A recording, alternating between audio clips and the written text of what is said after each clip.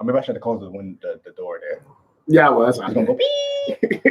Late Ill Kid at OneYoungsta, holding it down, bringing you that Street Geek and Nerd Soul. What is up, my people? Today it's man, come on. Oh yeah, it's Beats Vibes Life. That's right.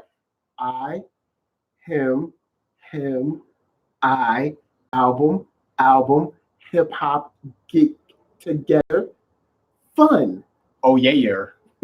So he brings an album, I bring an album. We both hash it out. We have a bunch of fun.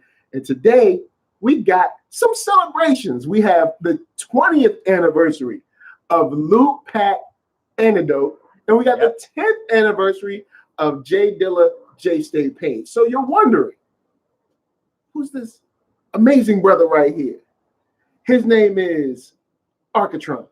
What's going on, world? What's going on, IG world? What's up, brother? IG, what up, what up? Eddie, what up? Brothers in the house. Thomas D in the house, what up, what up? What up? So yeah, we got 2 albums for y'all today.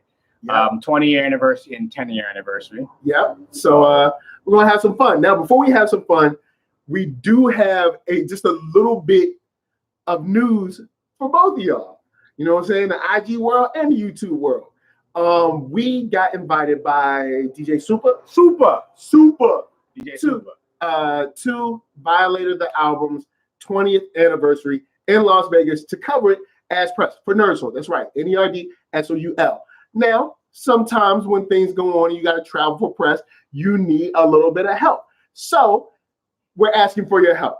If you go to GoFundMe.com/Violator20, that's VIOLEEE. No, I'm just playing. But Violator20, all right, /Violator20. Put $1 in the bucket. Put $2 in the bucket. 3, 4, 5. Look, just put $100 in the bucket. Put mad dollars in the bucket. We're looking for $2,500. We're going to be able to go, stay, record, interview tons of people, and get back safely. You know what I'm saying? Yeah. Hopefully, unless some crazy people on the road or something. But yeah, so you can check out, that's right, GoFundMe.com, Violator20. The link is in the description below, and I'll put it inside the chat window as well in a second. So with all that said, we are also watching the game. Hopefully y'all watching the game too, but we got some albums to get to. Now you picked, of course, the Antidote, and you picked first. So I'm gonna let you go first, because I'm considerate like that. Yes, I picked Lootpack, the Antidote. Lootpack Soundpieces, the Antidote, that is. Which comprised of Madlib, The Bad Kid, Wild Child, aka Jack, and DJ Rome's DJing in a kind of a way of a tribe kind of where it's like, 2 MCs, a producer, and 2 MCs, a producer, and then a DJ. All right. It's very like tribe-esque in the way they're comprised. All right. And then the album, it's got 24 tracks from my memory, 24 tracks. It's a lot of tracks. It doesn't drag though, because it's in my rotation. I listen to this album, periodically, maybe like once, twice a year. It'll come back around to the cycle. Every year it gets less and less into the cycle because subject matter for me, I'm the best MC, I'm the best producer. Cool. Nah, but it's I always like the album. I love the beats. Madlib was on the SP4, SP 1200. 1200, yeah. So his beats are just very grainy and gritty and that kind of it was actually like the last, because this is 99, so it's a weird it fits in a weird place, like for it to be 99 and for that to come out, because you got to think Slum Village also came out around the same time. Okay. But you can't compare the two, because you got one in LA, one in Detroit, 2 different kind of producers. Yeah. But they also collabed later on, and later on in life, literally 4 years later, not 4. You're right. Yeah. So it wasn't like that far off. So it's like the amount of music that Madlib was pumping out at the time. Like the next year, he dropped Quasimodo, the first one, Unseen. So like the album for me, it's just an adventure. A lot of stuff going on. A lot of MCs. You have the Liquid Crews on there. Yep. You have Dialect Peoples on there. You have the Lootpack crew too, which is like Oh No, Declaim. Yeah. You have God's Gift. You have Kazi or whatever on there too. So there's a bunch of just MCs on there. They're just spitting. They have a little interview on there, like a little Wu-Tang at the end of the interview, whatever. Oh, what's you guys' names? You know, I'm Mad Lib. You know, what's your I'm Wild Child. Oh, what do you do? Oh, yeah. Oh, how'd you guys get together? You know, kind of interview things. So I always like this. I always like those kind of things because it's so like awkward, you know. Yeah. It's like, all right, y'all know how to do this interview here. So it's always cool to see that, like them kind of just like express, you know, who they are or whatever at the time. And I like it. I always like the album. So I bought it. So. And it's over there. I wish I had this force to bring it to you guys. I will crush with my bare hands. But I don't know what language it is, but whatever. So yeah, I like it. I mean, I always liked it. So it's kind of hard for me to like, nah, I hate it. Or not even say I hate it, but it's like it's a good album from top to bottom. If you want just that booming beats and rhymes galore, this is the album for you, I would say. All right. So now, what do you think about it? Big shout out to Thomas D. He asked if we take pennies. Now, in that case, if you've got about 1 million pennies, we definitely take pennies because we rather the kind of money that folds. Yes. I'm just saying, you know, the money that jingles is cool, but we just saying, you know, we're trying to get to Vegas, actually record stuff, and come back. Yeah. Safely. And hopefully get there not on the skateboard. What up? We got Matt A drums or Matt A drums. Oh, all right, Matt A. And we have NERDSoul in the house too, and my brother too. What up? So you got some crew over the IG crew. Y'all over there. If y'all in the IG crew, y'all can come over to YouTube. If y'all YouTube stays, or vice versa. Yep, whatever. And my brother said donations. Yeah, donations. I thought it wasn't trash. Man, it's women's in here. Ain't nobody looking for me. The tall black mother. Donation. So yes, donation. But and we'll circle back around after this album for donations. We'll pass the plate again. But the Antidote. Yeah, what do you feel about the Antidote, Mr. NERDSoul? What do you feel about it? Wow. It's been a long time since I listened to this album. I still hear certain songs every now and then on my rotation because I just have so much stuff on random. But when I listen to it straight through, because it's been a long time since I listened to it straight through. The first time I heard it, I think I heard it when I'm on the mic and something else on like the same mixtape. And then that got me to the album. Yeah. Mad Lib is dropping tons of beats on this joint. Yeah, like, some of them have like multiple beats to it too. I forgot. Yo, he is not playing on this album. Yeah, like from being experimental to showing like boom bap to showing just like a weird kind of like rhyme aesthetic to bringing Quasimodo in to do, like there's so much stuff on the production aspect where it's like I'm listening and I'm just impressed by the beats and the sheer amount of beats because there's 24, 5 tracks or something like that. And then inside that, some of them have like 2 beats, sometimes they have 3 beats. Yeah. So you're talking about just tons of production. And I'm like, this dude is really like, he was on another level at 99. Yeah. Like he was really, well, I guess maybe 98 when he made it. Yeah, 98. But 97, 98. Still, like, good God. Now, that said, all of the collaboration from like the West Coast Underground is something that I really appreciated. Appreciated. It had a like just a camaraderie type feel. Especially, and some people might laugh at me on this. Defari is one of my favorite MCs that guess on something. Like Defari, his album, I was not feeling it. We can cover it one day or whatever. But Defari will drop like a verse somewhere, and you'll be like, "Ooh, word!" Or you'll be like, "Oh man, yo, he is riding the beat." He mad, but it's kind of give him a whole album, you'll be like, It's kind of the Method Man had that syndrome for a little bit. Like his guest spots were always better than his album. Yo, Defari's guest spots around that time, like 96, 7, all the way through 2000. Anything he ever does with like the Beat Junkies or whatever, whenever he's on like one verse or one song, like Defari kills it. Yeah, I love it. Some people are just good like that, where they're good at just being featured artists. But some people, the industry always pushes you to do an album, stuff like that. I'm in the mind that like some artists should just be featured artists. I love it when you're on one song per album.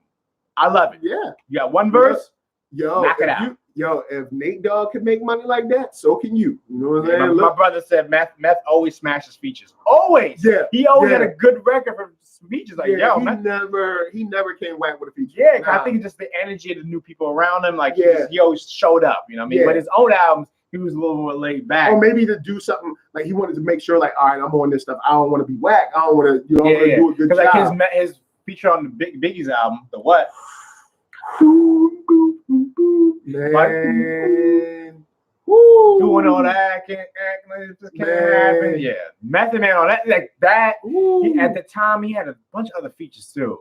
Like no matter what he was on, he crushed it. Yeah. So that's how I feel about Defari. He's one of those people where when he's a guest spot on something, look out. If he's on like a mixtape for like one song, look out because it's about to be hot. Yeah. So I love that. I've always been a fan of the joint with Dilated. I think I heard Dilated. Yeah, I think when I'm on the mic and the joint with Dilated, I can't think of the name of the song right now, but that was on the same mixtape whenever I heard it way back. And I was like, oh, shit, what's this? What's Lootpack? What is it? And then that drove me to Peaches. See, if y'all ain't old enough, y'all don't know what Peaches is. That drove me to Peaches, which is a place where you buy compact discs. So you just said I didn't even know what you were talking about. I was like, what? Peaches? Oh, Peaches. We got apricots, we got peaches, we got Peaches is a record watermelon, store in kind of like the DMV area.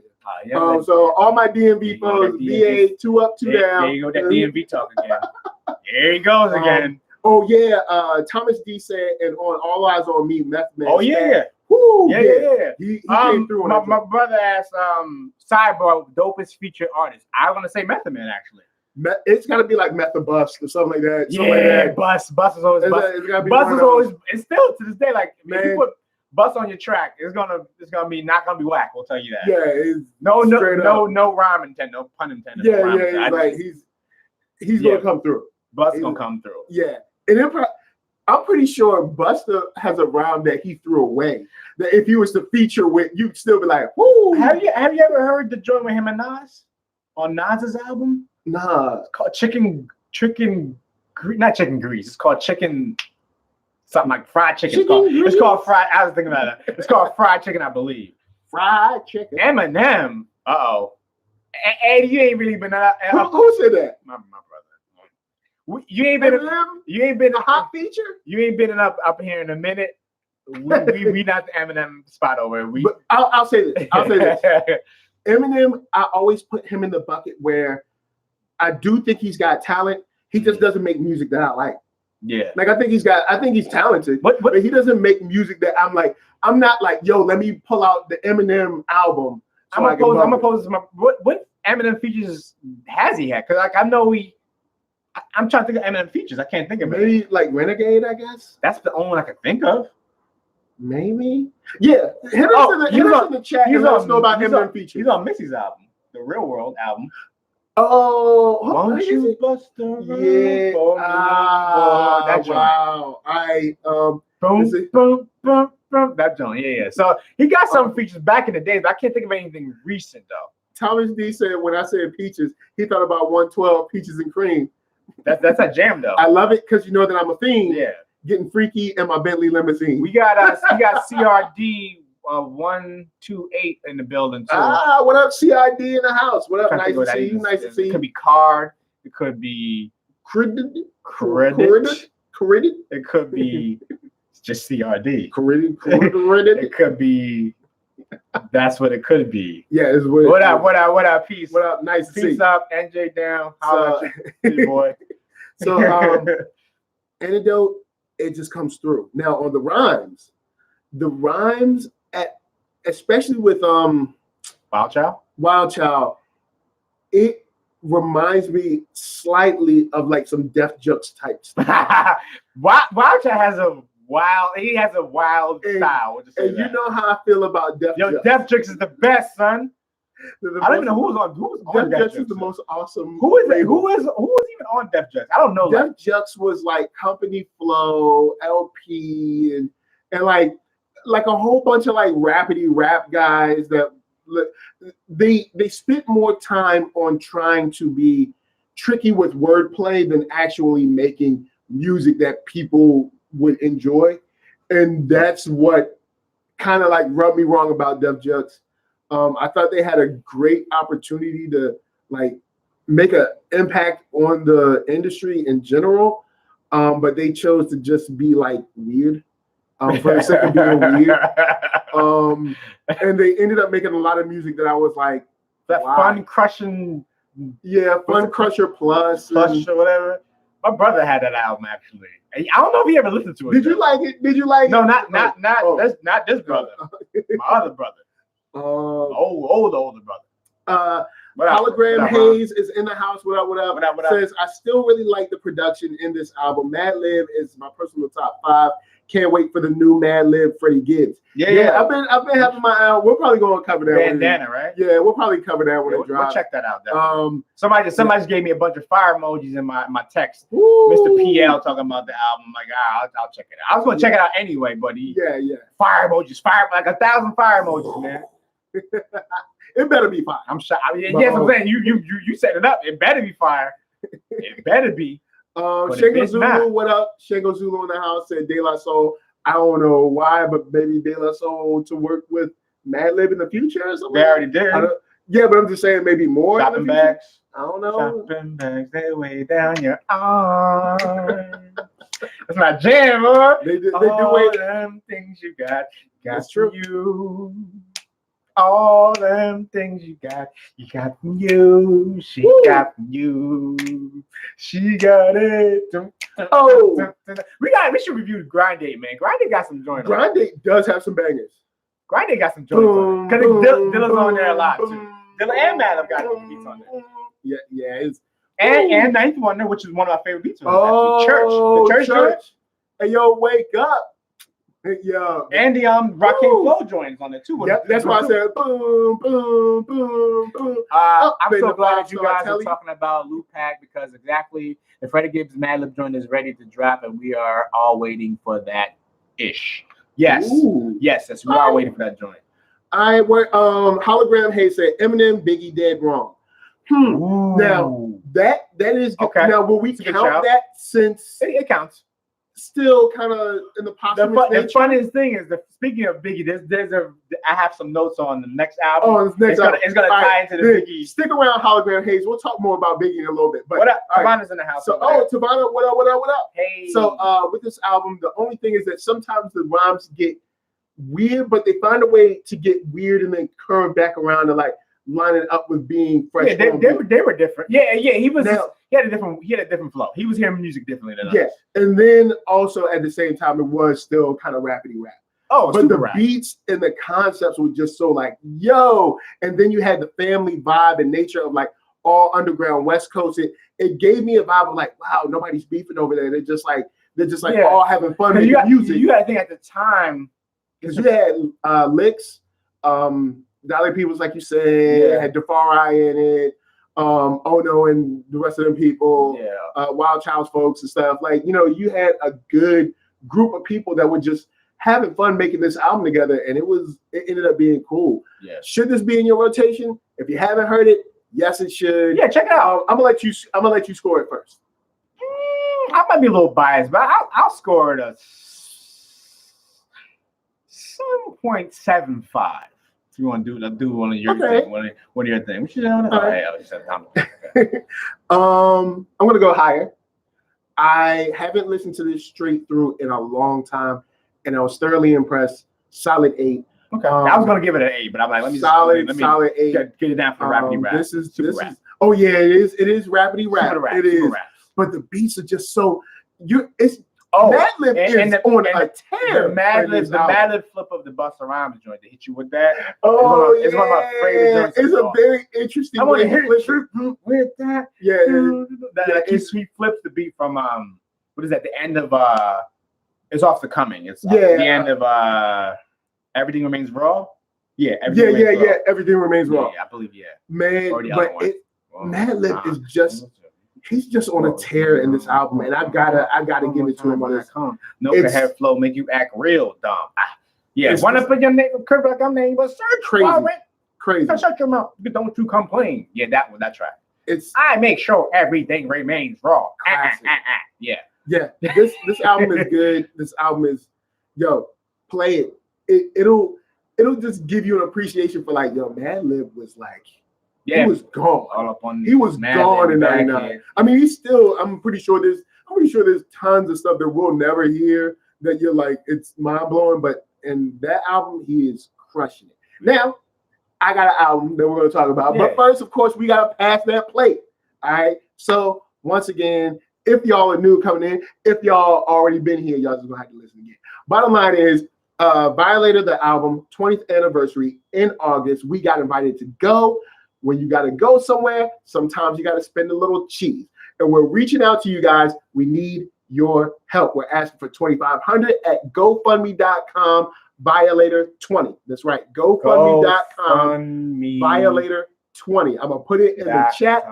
Drop us a buck. Drop us Violator20. Yeah.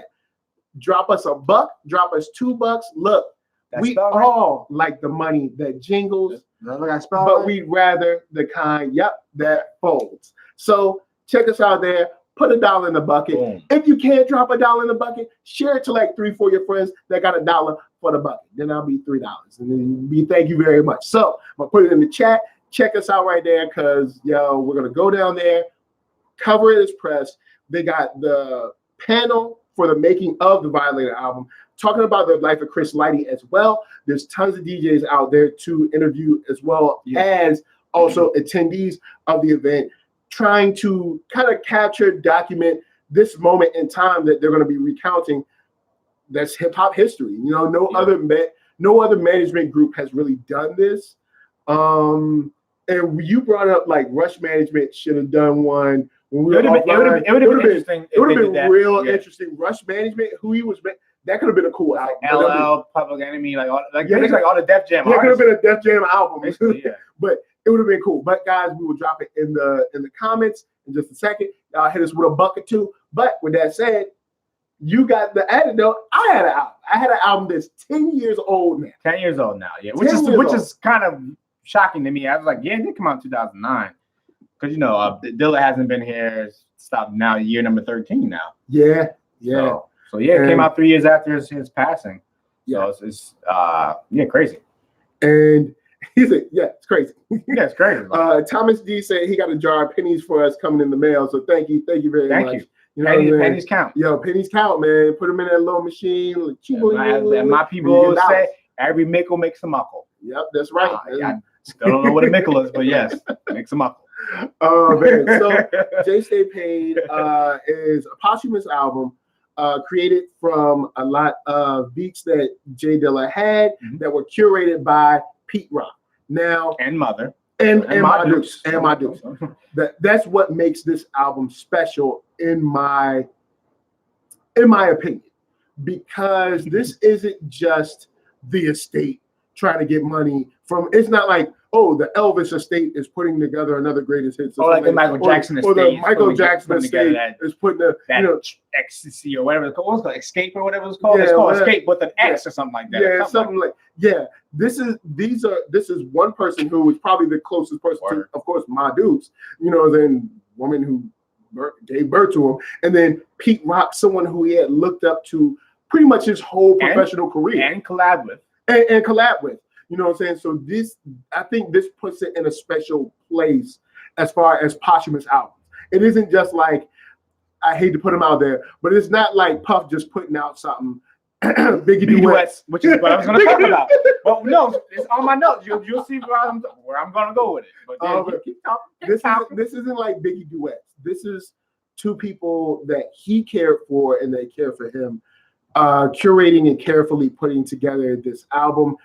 You don't have a lot of people on the album that seem like, did he even know this person? It wasn't kind of like that. It wasn't like I don't know who.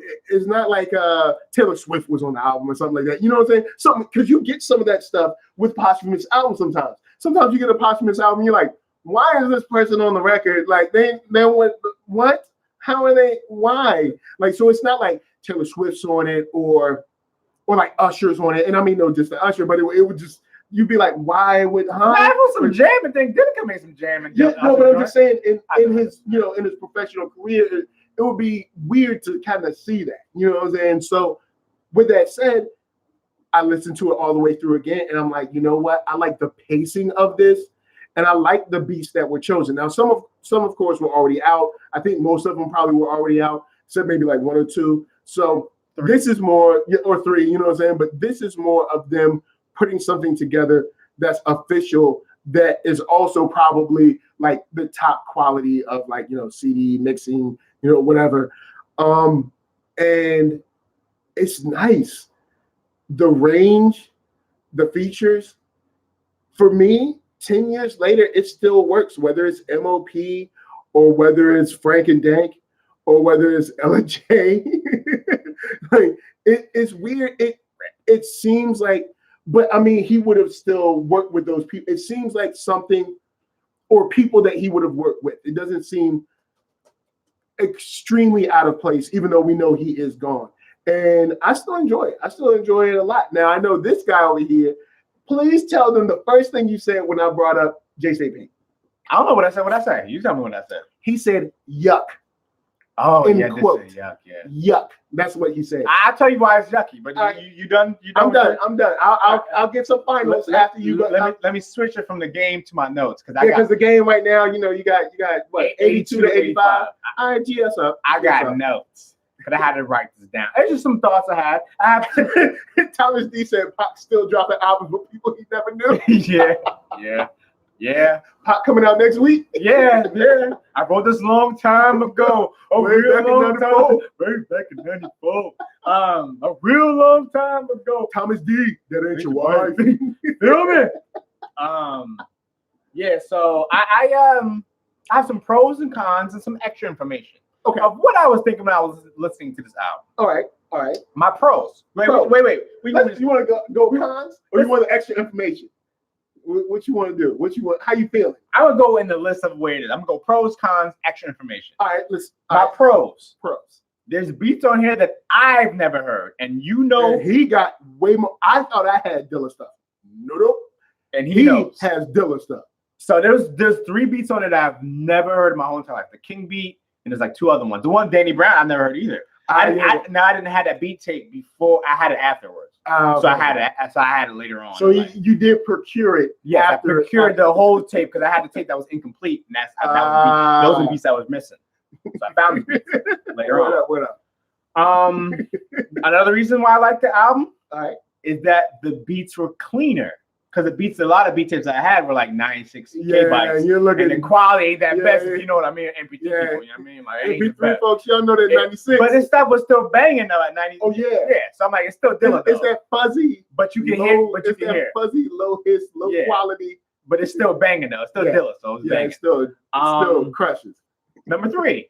I like the radio feel. I like the word like it's like a radio station, like you know, like it's jumping and you have different artists coming in and out. Sometimes it's instrumental playing. And I wish, I know you got paid a lot for that. I ain't gonna talk about all that. But I wish radio stations did that more.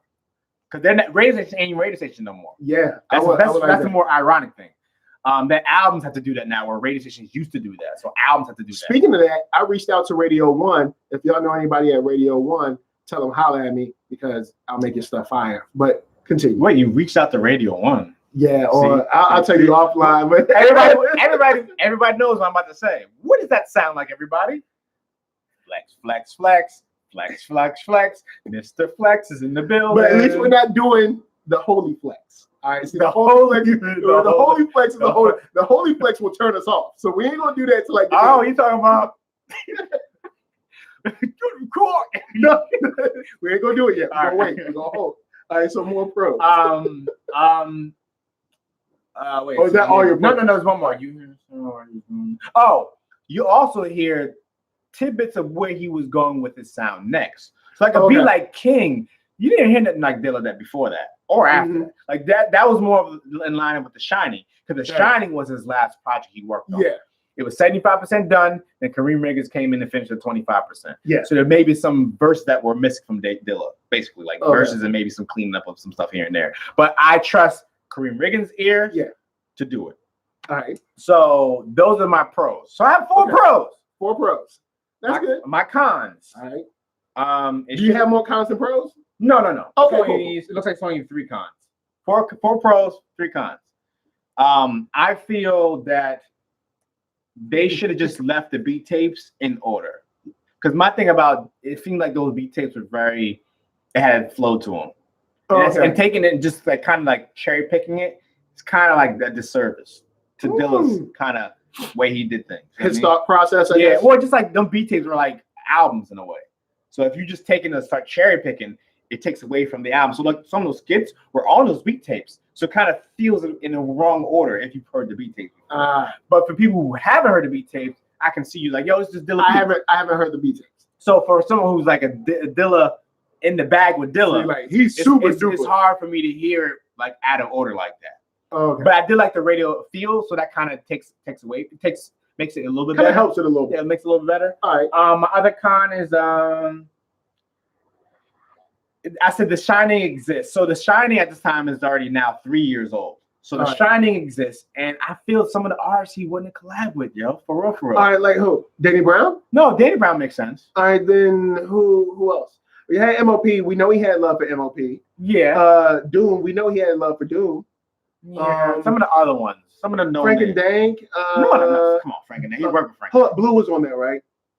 So Blue, right? No, Blue's on the yeah, he is on that. Yeah, No Blue. Smoke. No, not Blue. Then who? Some artists. I don't know. Maybe the Havoc and Raekwon track doesn't make any sense to me. I really really dig that track. The track is right, but the fit doesn't feel right to me. It's a good song. I really love that song. Yeah, you're killing me right now. Yeah. I just feel like I'm about my business. And they did a video for it too. Do you ever see the video for it? Nah. They have a video for it too. Yo, that song, nice. You know, it just the beat both of them together kind of work. The way it feels like it's a posthumous song. I think if Dilla was there, it would have been a different beat. Okay, all right. It's a good song though, but I just like some of it's like I just don't like. You know what it is? It's not as bad as Birth of Detroit or the Rebirth of Detroit, which is the other posthumous album that came out with other people that. Yeah, no, that one doesn't count. I would not count that. I don't count this one either. But I think J Stay Paid is a fair assessment of something that Dilla would stand behind due to the people that put it together. It's not like I came and put together a Dilla album. This is Pete Rock and his mama, dog. His mama, my Dukes, herself. All I'm trying to say, my Dukes did release stuff after that too, and it's kind of like, yeah, don't do that. Ever do that. Dillatronics, don't ever do that. Don't ever do that. I mean, I'm just saying, like, not you could do whatever you want, but I'm saying, like, for fans, it's like, nah. Because then you start, that's even more of a cherry pick of like, okay, nah, you can just like the beat tape. The beat tape fine. Now I understand, which is the fourth, which is not even a con. I said I understand legality. You might not be able to use everything on it. Yeah, that's true. Tape. Now I can understand that, but you still use a lot of stuff, and his stuff had all samples in it. So like, did you clear it? I hope they did. I'm saying you gotta look like nah, bro. So then that's the cons. I don't have nothing bad. All right, cool. Now, real quick, Hologram Hayes says, I never listened to this album. I felt a way about the album, about an album of his being brought out after his death at the time. I felt the same way, and I still kind of feel that way. And see, I felt that way about all of them except this one because Pete Rock and my dude. You felt that way about Shining? No, Shining doesn't count to me because he was there. That one doesn't count. I'm talking about like all of the like Dillatronic and stuff like that, Rebirth, like those ones. But this one, I'm like, you got Pete Rock and my dudes like this. I'm like, this one can't go wrong. And when I copped it and I listened to it, I was like, yo, this is solid. Yeah, for someone like I've heard like but regardless, all right, you've heard the beats, but technically you were never supposed to hear the beats. So take yourself out of that space.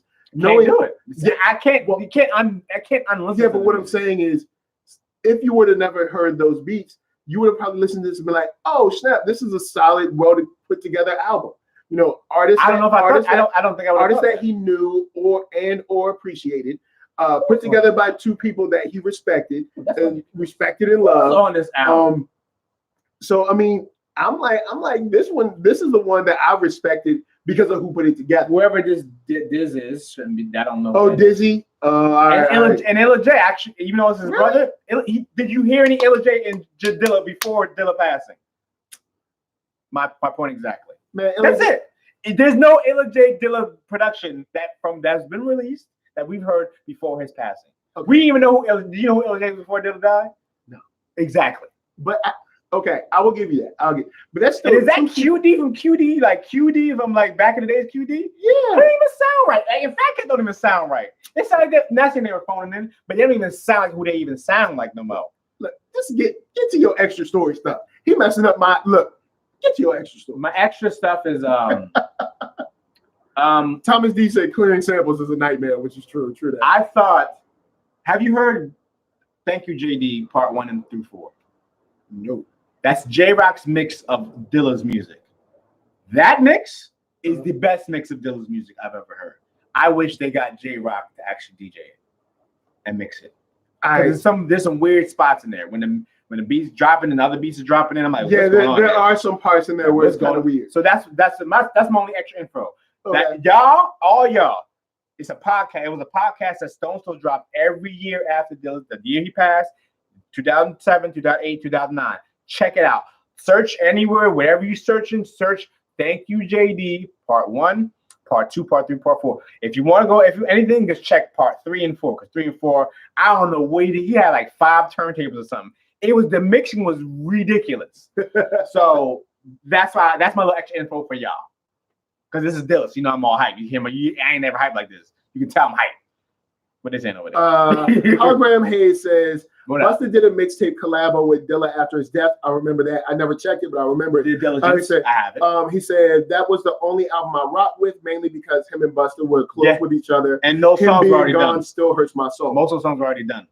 Oh, so those? Yeah. So, all right, so that means I need to check out Diligence then. Diligence, yes. Check it out. Okay, you know what? I apologize, folks. I will. Yeah, check it out. I had the CD. You drop it. I don't know where I had. Dropbox that to me. I've been meaning to find it. I don't know if I have it digital though. That's the thing. I had the CD, but my CDs are way down. Go and drop that to me. Yeah. So. Yeah. I got you. Where? Let's go on the game. Ooh. So, what? I'll let you score this one first because I scored the last one first. Or did I score? Yeah. No. You scored the last one first. The funny thing is, after all that stuff I said, you score first. Yeah, I'll score first. He's gone. It's not technically him putting it together. I still think you got the best 2 people that could, besides like Kareem Riggins. You know what I'm saying? Collaborators, you got the best 2 people that could probably put together a Dilla album due to Pete Rock being who he was to JD during his professional career, or I guess amateur then professional career, and then of course his mother herself. I think it's solid. Of course, he's gone. We never know where his music would have went. And some of that kind of haunts this album sometimes for me. I'm gonna go a little bit lower, but I think we're probably gonna have the same one. I think there's still gems in there. It's a little bit low, but I think there's still gems. I always love Dilla, and this one still rocks with me in a lot of spaces. I'm gonna go 7 on this. That's my score. And you're gonna say, but okay, the reason why I'm so passionate and why I was saying that stuff because I'm so passionate. I love Dilla, so that's why I said it. But I still give it a 7 though because it's still Dilla beat. That joint with MOP, golly. Yeah, ooh, I don't know where they mix that. They mix that in the bathroom though. I don't know where they mix that joint at though. But man, the energy on it, but energy be making you want to go play a football game. That's it. That's the 4th con. I got it. Why? What? The mixing, because if Dilla did it, the mixing would have been way better. Because you know, he has his. He wouldn't have had nobody no bathroom. But nobody's him though. You know what I'm saying? But that's why you shouldn't do it. Yeah, they should have just been instrumentals. That's my thing. But sometimes having those artists brings a new energy to it. Because that beat might not have given me the energy that I had with the MOP on it. With them on that joint, I'm just like, woo. Yeah. Woo. And then it switches. Actually, the funny thing on stilts. Oh man, the funny thing is, you know what? This joint knocks. Somebody puts this. The funny thing is like maybe half the album is one beat tape. Actually, there's a beat tape in particular. It's like one of his last beat tapes that was like out in circulation.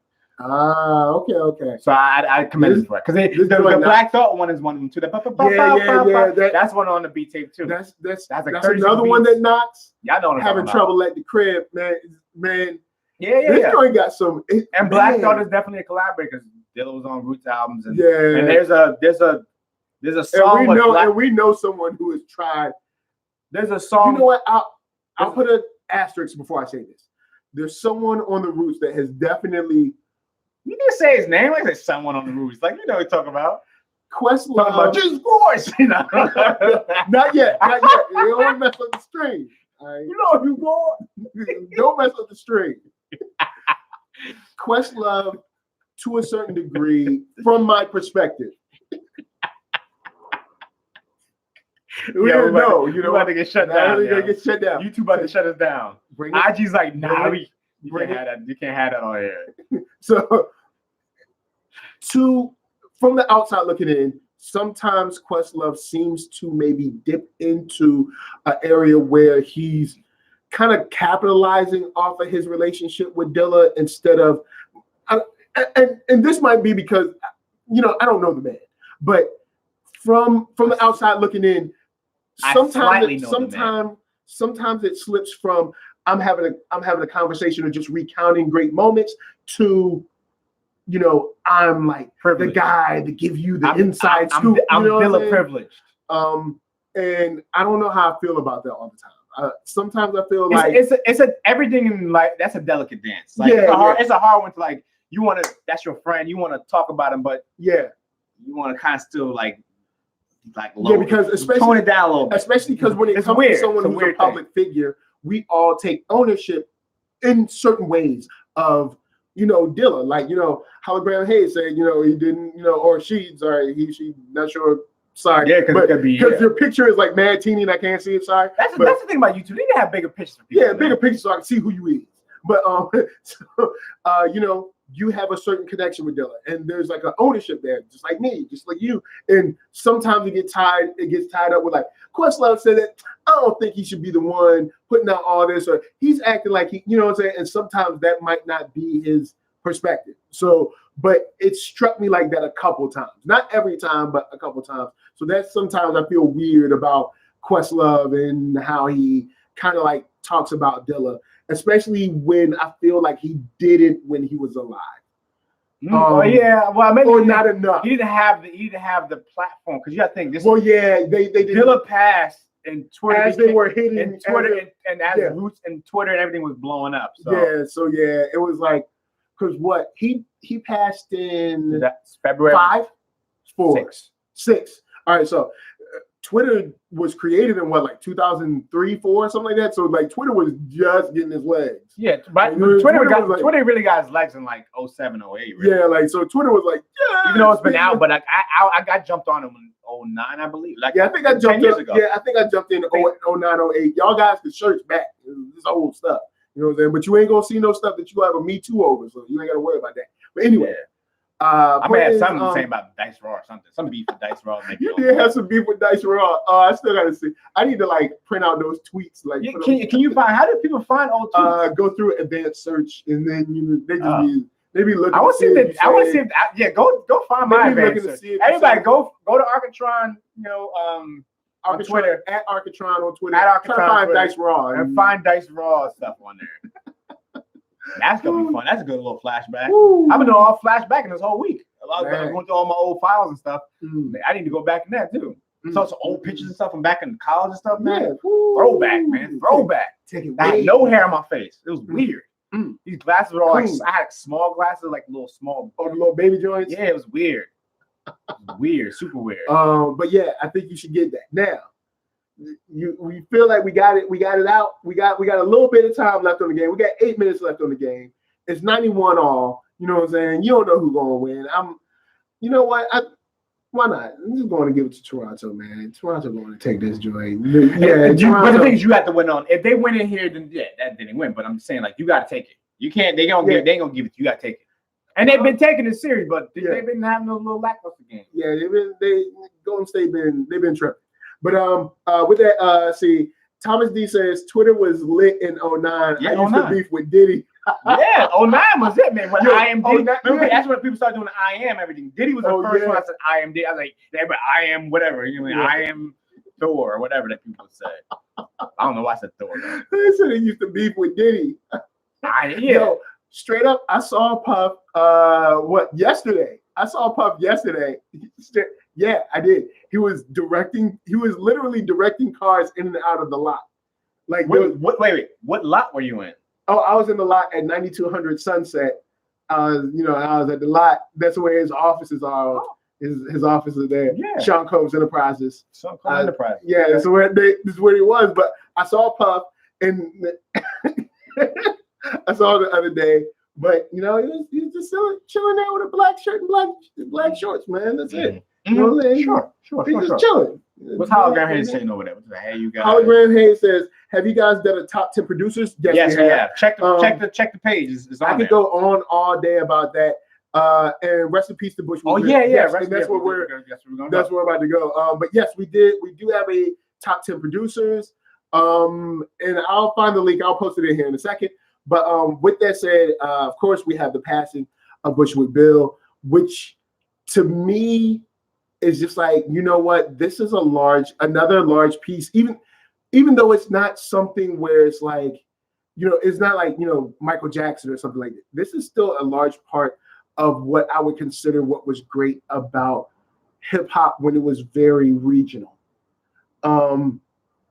Ghetto Boys were able to kill it and crush it without anyone even knowing about them, but they were killing it in Texas. They were like killing it. And like nobody really, like if you came to like DC and you was like, yo, who's the Ghetto Boys? They'd be like, I don't know. Yeah, don't you know what I'm saying? Or even like E40, you know what I'm saying? He was crushing it, and like nobody in New York knew. So you're looking at someone who was part of an era where hip hop was regional and you could literally make money without leaving like the tri-state area. You know what I'm saying? Yeah. And you could kill it. Now, I mean, of course, the internet kind of changes that, but this is pre-internet and they were killing it. And he brought a very interesting, weird style to the ghetto. Oh yeah, yeah, definitely. And what hit me so hard is to see how young he was.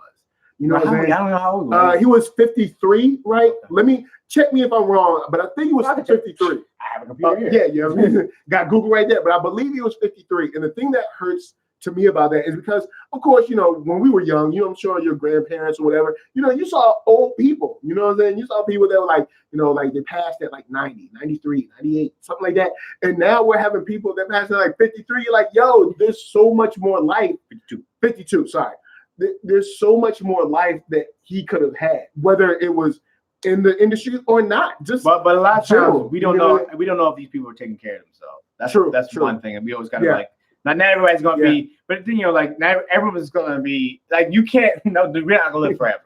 Everybody different. Yeah, sometimes like some like John Singletary seemed like it could have prevented. Yeah. Like certain people like he had pancreatic cancer, something like that. Like I don't know. So that really pancreatic cancer is known to be essentially a life sentence. So yeah, so everyone has different kind of health. You don't know what. But it just seemed like when we were younger, it just seemed like old people got to be old, you know what I'm saying? And now it's at least from my perspective, when I was real little, it's just like old people, you grow old before you die. And I just don't remember people dying. And I mean, I'm sure they did die in like their 40s and 50s and stuff. Yeah, but now that I'm seeing it more in the news, I'm just like, man, he's so young. You know what I mean? Not like he's like 16. Yeah, but look, we got Chris Lighty. We got all these people that just some self-inflicted, some not, some health, some maybe just mental health, and another thing. So it's like you don't know.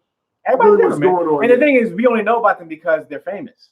True. You got to think about the people that are not famous that's passing away in their 50s and their 40s. You know what I'm saying? So like, I know people that's passed away in their 30s.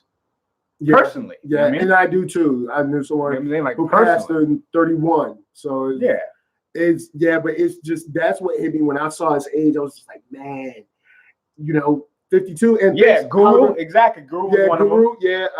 Guru. But in hip hop, there's a lot that's been happening. Yeah, because now as they're all getting to their 50s and and some of them 60s, you're gonna see them. I mean, this was gonna happen because not everybody gonna live. To their 100 years old. Not everyone. I mean, we wish we all could. Some people wish they could live to 300. You know what I'm saying? But that's not realistic. That's not reality. You know what I mean? That's true. So reality is hitting hip hop right now. The older hip hop. Yeah, it's you know what I mean? because shoot, somebody and the person we just talked about today. Nope. You know what I mean? Dilla. Yeah. But of course, he had a disease. But I'm saying the disease will happen. Some of it is just out of your hands. He had 2 diseases. like one that was affecting the other one. His loop, because he had lupus was he had lupus, but he had another one that was affecting everything else. Oh, so I only knew about lupus. Yeah, that's the big one. He had another another rare blood disease too. Compound what everything else was going on, or whatever. It's like it was at once that happened, and yeah, man, this is crazy. Dang. Like everybody, like that's what I'm saying. Like hip hop is getting old. Hip hop is aging now. We are seeing the age. Yeah, where a lot of people we grew up with are not here anymore. ODB gone.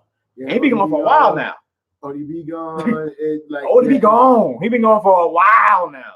Yeah. But it was like 2004, 5. Yeah, because I think he passed. He was 40 shortly before he dropped his album. Right? He never dropped the album. I thought that album dropped. It never really dropped. Oh, okay.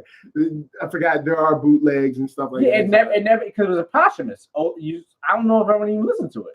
It was on Dame's label. It was on Dame's label. But Rockefeller, I think, was already broken up. Yeah. So it's let's see, Hologram Hayes. Oh, okay, all right, check that. So yeah, he was 35. Jeez. ODB was 35. Jeez, man, 35 is nothing. Like some people don't even blow until they're like 40 or something like that. You know what I'm saying? When you look at like novelists or directors or whatever, they're like, oh yeah, I got my shot when I was like 42 or something like that. And it's like, 35 is just crazy, man. That picture of him on Wikipedia though, that's dirty. That's dirty. That's dirty. That they need. Oh, I think you meant it's dirty. Like they should have changed it. No, that's dirty. That's dirt dog. If you're like, who's old dirty bastard? You go to Wikipedia. Dirt dog. They don't have a joint with him in a suit and like dirt dog. Look at like school pictures. Nah, that's dirty. They got dirt dog. They got the real dirt dog. Yeah. Oh man. Yeah, man. 2 days before his birthday, actually. Oh yeah. He's gonna be 36. 2 days before. 2 days before. Yeah. So. Bushwick Bill passing, it's just, like you said, hip hop is growing up. And we're seeing some of the people that kind of blaze trails, leave, unfortunately. But of course, still kind of survived by the rest of the crew. But it's just like, they blaze trails for, like that whole, they brought kind of like a awareness to like, oh, like, hip hop, Texas. Oh, okay. Yeah, at the time, I only got whatever BT played. So when they played the Mind Playing Tricks on me, I didn't know where they were from. Yeah. I never looked like, they're from Texas. I was like, I like the song because like the beat, whatever, Isaac Hayes sample, whatever. Yeah. I was like, I like this joint, but like I didn't. Again, I'm young when this is coming out. It was like 93 or whatever. Yeah, and I was young, and I was like, I figured, at that time, it just seemed like there was so much coming from New York. Like when I found out they were from Texas, it was just like, oh, well, okay. It just changed. It was just a situation that changed my perspective. And, being a trailblazer like that, that's something that's important to the culture. Yeah. Like they definitely important. But with that said, that's it. I think we done. We got a solid no robo voice, no robo voice, no cutting off. IG still here. IG but the end of. I know. IG, we in here, we good. Yo, look, the game. Y'all make me proud. You know what really makes me proud? If you guys would go to GoFundMe.com/Violator20 and drop $1 in the bucket. We got drop $1. We're going to the event. Drop $1 holla. We gotta go.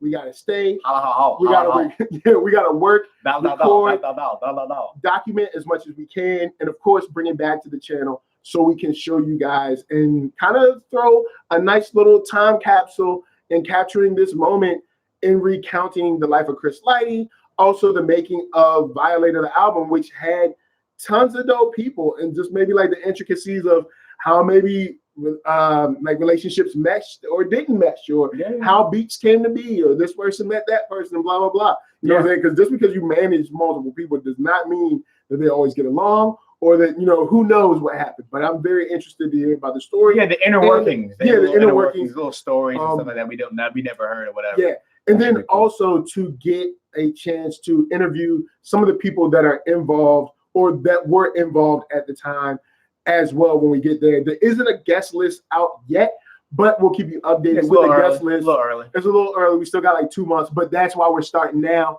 Check us out. Get that ball. Yeah, you know what I'm saying? Get that ball. Get that cash money. Yeah, that's right. And the link is in the chat. That's right. GoFundMe.com/Violator20. Go check that out. For Hologram Haze, I will drop the link for you for the top 20 producers. Top 10 producers, because that's a joint that I think you'll like. I think you'll dig that. I just gotta find it. We got Peps Mills Lanes in the building. Oh, word. All the way from ATL. Holla. What up, man? What up? Let's see. Where was our producers? We did the producers like way down. Control. Here we go. All right. Copy link address. Let me see. All right. Hologram Haze. This should do it for you. This top 10 producers. And that should do it for you. That link should work. Let me test it out myself. See if it works. Open link in new tab. Where we going? Oh yeah. See, there it is. What's a close man? Oh, because that was when we were using the phone. That's before we stepped up the technology. Okay. See, now we're here with the tap. Okay. You know, we're at the top of the tap. Okay. All right. So, thank you. Appreciate you too, Hologram. Yeah, man. Thanks for coming out. Everybody, thanks for coming out. Yeah, thank you for coming out. Thank you for sharing that link, hitting that link, dropping $1 in the bucket. If you can't drop $1, just share it to your friends. Share it on your Twitter, Facebook, all that good stuff. And look, when we get there, it's gonna be the bomb. So before we bounce, Violate to my left. Oh yeah, Violator 20. Yeah. So bang to my left. Bang bang boom. That's what Violator enigmatic, the awesome, the empowered Arckatron. Hello, everybody. It's me. Yes, you can find me at ARCKATRON.com. You can find my whole discography there. Got 11 projects on there for y'all. Go check it out. Full sale. You can get the whole thing, I think, for $28 or something like that. If you want to get the whole project, it's 10 years worth of music. Actually, 11 now years worth of music. So check it out, everybody. IG, check it out. IG about to end soon. You know what I mean? And who I got to my right? Yes, you got NERDSoul, Facebook, Instagram, Twitter. If you want to talk about hip hop or geek, holla at me. That's right. Also, of course, thank you so much for sharing the Violator 20. Thank you for donating to it, sharing all that good stuff. Now, it ain't just here. It ain't on social. It ain't just on social. You can check me out on podcasts as well. Wherever you get your podcast, just search NERDSoul. And if you'd like to hear a little bit of that NERDSoul music, I took some stuff from 10 years ago. I did a little dusty dust on it, and I threw it together on Spotify, iTunes, Apple Music, all that stuff. So you can search NERDSoul on any of those platforms. NERDSoul streaming. I got 6 songs, 6 or 8 songs. I think it's 6 songs. And you can check. Actually, you're producing one of them. Yes. A song called Frequency. I need my producer credits, bro. Yeah. You know what? I'll hook that up. I got you. I'm gonna hook that up. Look, hey, I'm gonna hook you up. Producer credits. I need some producer credits, man. I got them. But a song we did called Frequency way back in Philadelphia. It was snowing that night. I remember it was snowing. Because I don't remember anything about it. I had to drive in it. Snowing. You remember that part. But yeah, my brother was with me. It was crazy. I don't remember nobody else with you other than Nace. That was one person. I think it was Nace. Nace was with me. But IG, y'all about to go. 10 seconds. Thank you for hanging with us. 10, 9, we love y'all. 7, Violator 20. Peace 5, 3, 2, 1, 0. See, they done. Now, it's just us, YouTube. It's just us. But save button so you can save. Yeah, see if it's saved. But thank you guys for checking us out, chilling. Tons of fun. Antidote is definitely worth listening to. Jay Stay Paid, same, but it does have that feeling where it's like, man, I really want to know how it would have came off if he did this. You know what I'm saying? If he did it himself. So with that said, guys, yeah, that's pretty. Hologram said, I left my wallet in El Segundo. That's good. We near El Segundo. Yeah, we're actually near, so we can go come get back. it if you need it. You know what I'm saying? Come get your wallet. Yeah, you can give it back. Yep, stop by, stop through. We can holler. But with that said, thank you for hanging out with us. Thank you for chilling. And if you want to hit that, you know what I'm saying, that link for that top 10 producers is going to hit that. Check us out. But of course, from us to you, we're saying thank you for chilling with us.